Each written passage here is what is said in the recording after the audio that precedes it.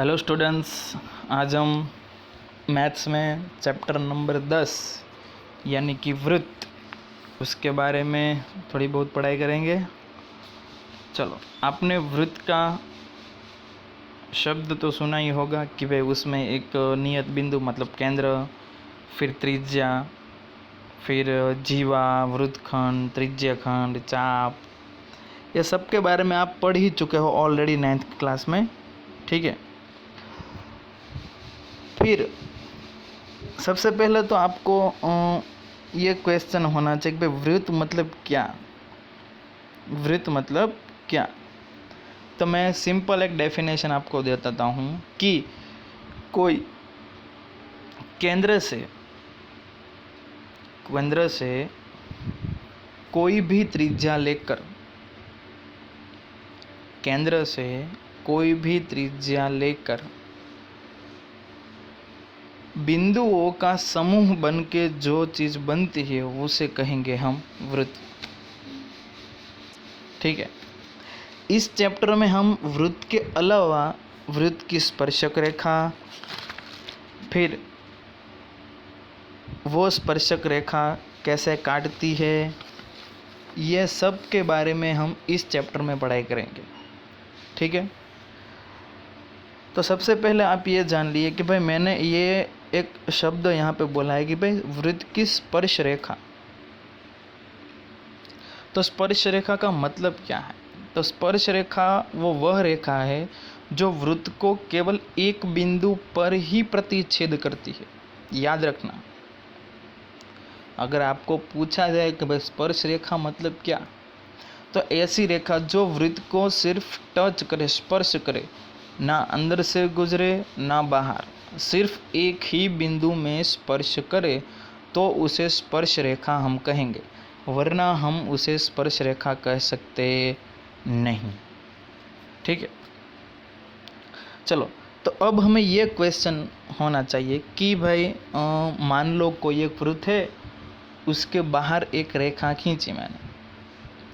अब बाहर खींच रहे हो और वो जो रेखा है वो इस वृत्त को स्पर्श भी नहीं कर रही है, ना टच कर रही है, तो इसका मतलब ये हुआ कि उसे कोई स्पर्शक है ही नहीं।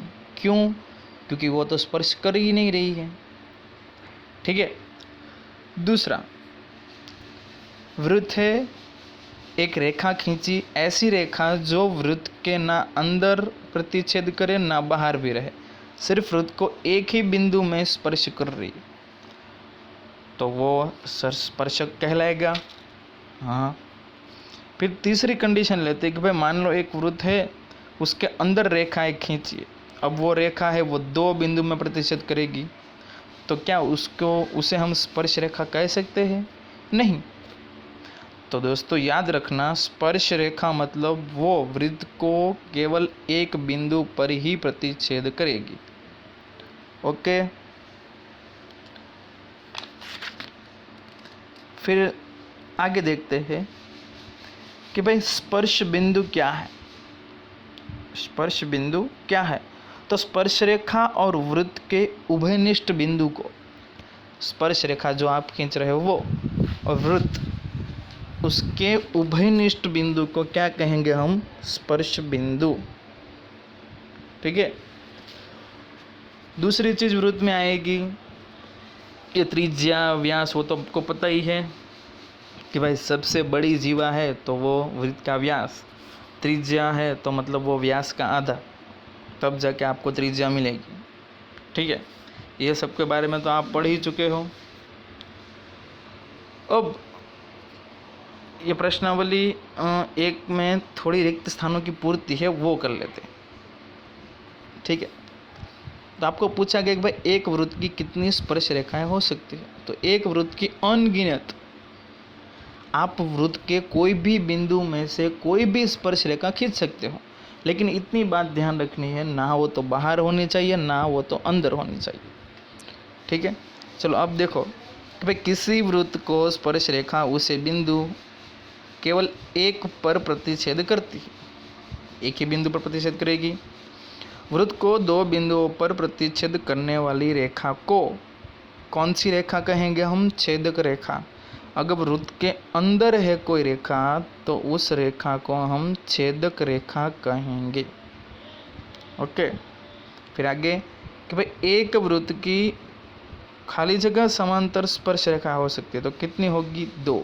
समांतर मतलब आपको पता ही है कि वो एक दूसरे को आगे जाके भी प्रतिच्छेद ना करे, उसको समांतर कहेंगे हम। समांतर स्पर्श रेखा मतलब ऐसी 2 रेखाएं खींचनी है जो एक दूसरे को प्रतिच्छेद ना करें, फिर आगे भी उसको खींचो या तो पीछे भी खींचो तो भी वो कभी भी प्रतिच्छेद करनी चाहिए नहीं। आगे, वृत्त तथा उसकी स्पर्श रेखा के उभयनिष्ठ बिंदु को क्या कहेंगे? स्पर्श बिंदु। अभी जस्ट हमने कहा। ओके, चलो आगे।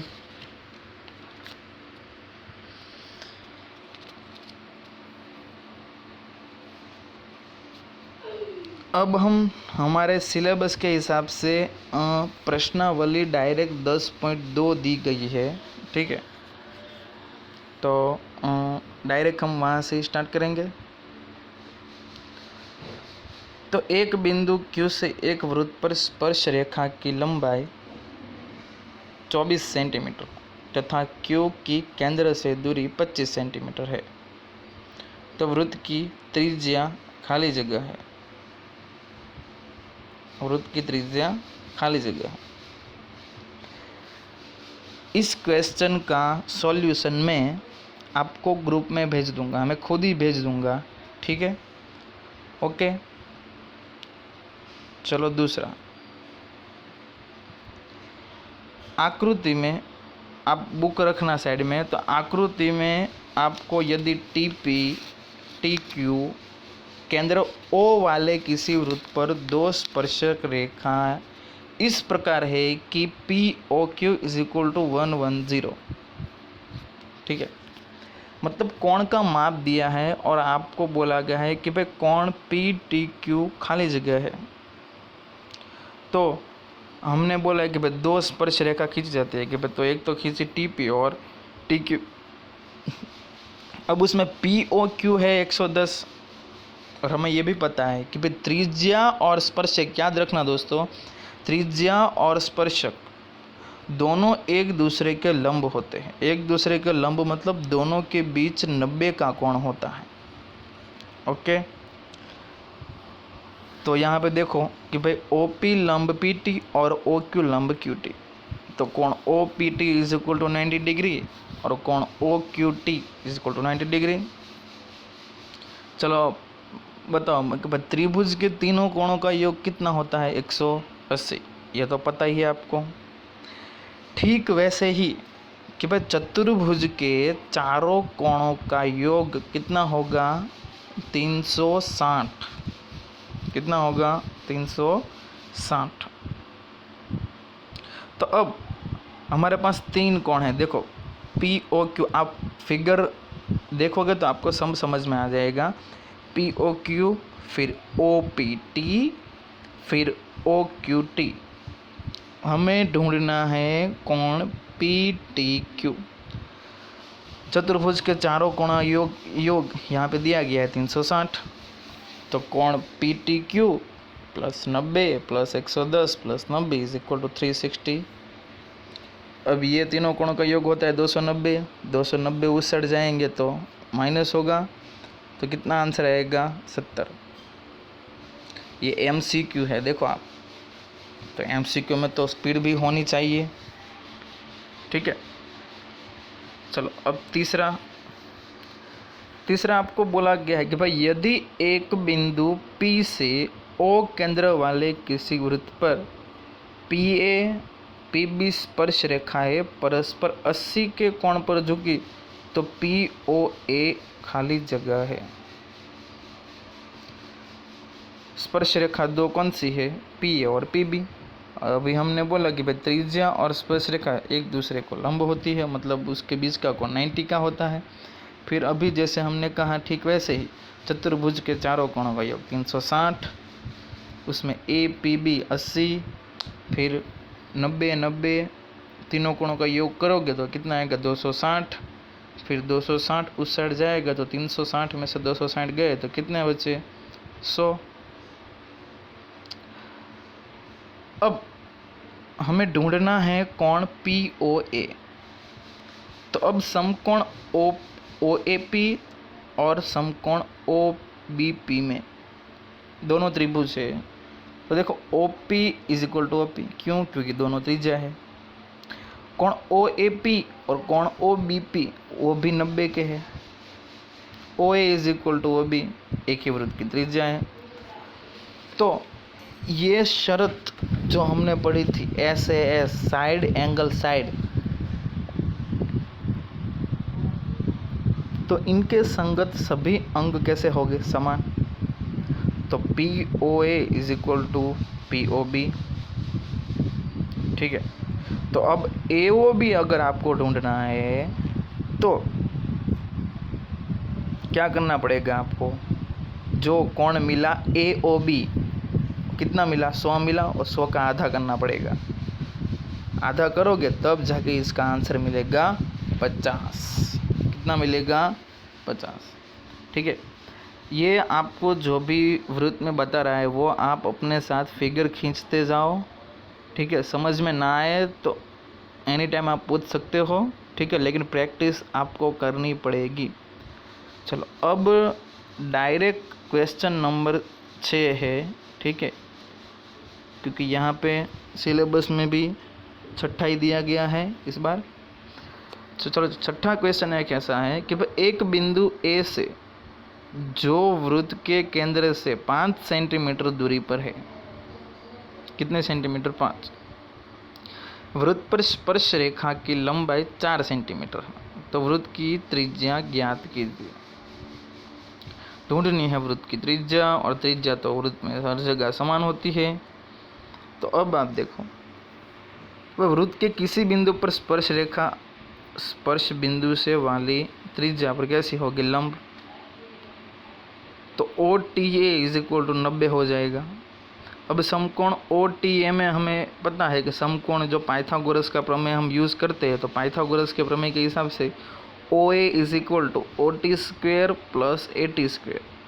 पाइथागोरस का प्रमेय क्या है कि समकोण त्रिभुज में कोई एक भुजा का वर्ग बाकी की दो भुजा के वर्ग के योग के बराबर होता है। तो ये चीज़ सेम टू सेम यहाँ पे की OA इज इक्वल टू 5, तो 5 का स्क्वायर, फिर OT का स्क्वायर। तो ऐसे ही, क्यों? क्योंकि OT त्रिज्या है ना, फिर AT तो 4 का वर्ग, तो 5 स्क्वायर माइनस 4 स्क्वायर, ठीक है। तो 5 का स्क्वायर कितना हो गया? 25। 4 का कितना हो गया? 16। 25 में से 16 गए तो कितने हुए? 9। और अब 9 किसका वर्ग है? 3। तो लास्ट में इस वृत्त की त्रिज्या कितने सेंटीमीटर आएगी? 3 सेंटीमीटर। ओके, चलो नेक्स्ट कि भाई दो संकेंद्रीय वृत्त। अब आपको ये बात पता होनी चाहिए कि संकेंद्रीय वृत्त किसे कहते हैं। तो जिस दो वृत्तों की त्रिज्या अलग अलग हो और केंद्र एक ही हो तो उसे संकेंद्रीय वृत्त कहा जाता है। वापस दोहराता हूँ, जिस दो वृत्तों का केंद्र एक और त्रिज्या अलग अलग होती है उसे संकेंद्रीय वृत्त कहते हैं। इसमें देखो दोनों का त्रिज्या का माप, एक का 5 एक का 3 है।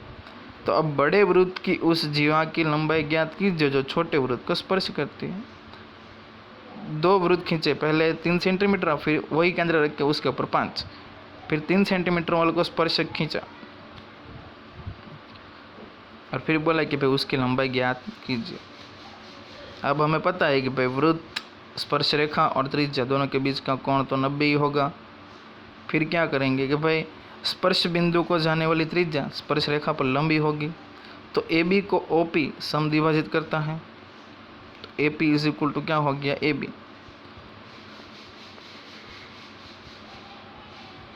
अब समकोण त्रिभुज APO में, समकोण त्रिभुज कौन से? APO में आप पाइथागोरस का प्रमेय अगर आप यूज़ करोगे, किसका? पाइथागोरस का प्रमेय आप यूज़ करोगे तो ओ ए इज इक्वल टू 5, तो 5 का स्क्वायर, ए पी स्क्वायर तो ए पी स्क्वायर ही रहेगा, फिर -3 का स्क्वायर तो 5 स्क्वायर -3 स्क्वायर। देखो यहाँ पे माइनस की जगह पे आएगा प्लस, ऊपर वाले फॉर्मूला में ही, ठीक है। तो 5 का स्क्वायर 25, 3 का स्क्वायर 9, 25 में से 9 जाएंगे तो कितने बचेंगे? 16, और 16 किसका वर्ग है? 4 का। तो अब हमें सिर्फ ए बी मिला है, ठीक है, जो आधा किया है। तो अब अगर हम पूरी स्पर्शक की लंबाई अगर ज्ञात करेंगे तो उसका गुणा 2 से करना पड़ेगा, यानी कि 4 गुणा 2 कितना होता है? 8। ओके, तो इस प्रश्नावली में सिर्फ और सिर्फ 5 क्वेश्चन ही है, इतने ही करने हैं इस चैप्टर में, और यहाँ पे हमारा चैप्टर ख़त्म होता है, ठीक है। छोटा सा चैप्टर है, आईएमपी चैप्टर है, और ये चैप्टर आप ऑलरेडी 9th क्लास में पढ़ भी चुके हो, और तब भी मैंने आपको त्रिज्या, व्यास, चाप, वृत्तखंड, ठीक है, ये सब के बारे में मैंने आपको समझाया था। उसी हिसाब से इस चैप्टर में है, कोई हार्ड नहीं है, प्रैक्टिस करते रहो। और मैंने जो एग्ज़ाम्पल का बोला है वो एग्ज़ाम्पल मैं खुद ग्रुप में डाल दूँगा, ठीक है।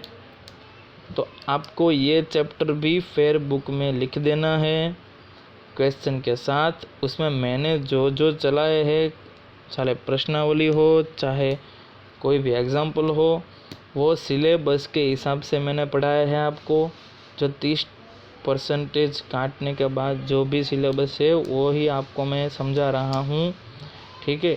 इसलिए आप वीडियो देखने के बाद तुरंत बुक में लिख दीजिए जो आईएमपी टॉपिक है वो, ठीक है। और आपको ये याद भी रखना है, सिर्फ रट्टा नहीं मारना है। Okay, thank you.